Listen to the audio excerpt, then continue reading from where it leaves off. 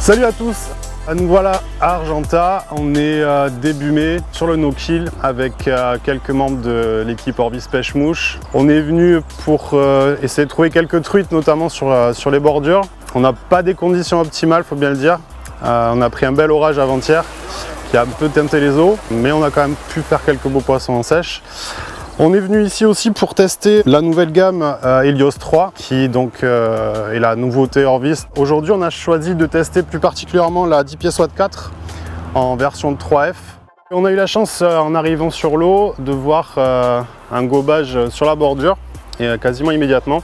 Donc c'était assez intéressant, ça nous a permis un petit peu de tester une approche avec cette 10 pieds SWAT 4 et un long bas de ligne sur une pêche de proximité avec peu de soie sortie. Donc après cette jolie truite prise sur la bordure de suite en arrivant, on a décidé de traverser pour aller voir s'il n'y avait pas quelques poissons en activité sous les branches rive opposée. Et c'est vraiment dans cette configuration là que cette canne donne tout son sens, puisqu'on a vraiment une réserve de puissance qui est assez importante sur le talon. Et la qualité de ce blanc qui a la particularité d'avoir quasi aucune vibration et qui a été un petit peu le leitmotiv d'Orvis sur la conception de cette nouvelle canne, nous a vraiment permis d'aller chercher des poissons assez loin, d'avoir une boucle très stable en l'air, tout en gardant beaucoup de précision.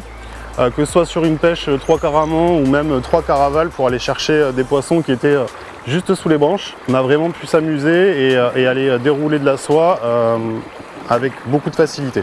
Donc à ce moment-là, on a eu la chance d'avoir une belle éclosion de cuverts et paradoxalement, les poissons ne sont pas vraiment installés.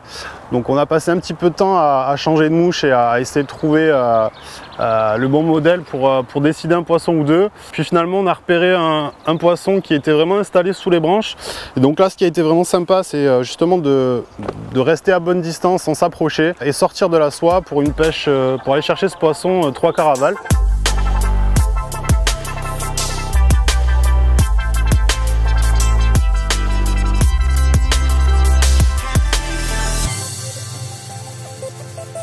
Et on a eu la chance de faire ce poisson là qui était bon, pas un poisson énorme, mais le coup de ligne était vraiment sympa. Donc après ça, on est remonté un petit peu sur la bordure. Quelques poissons étaient installés vraiment très proches de la bordure.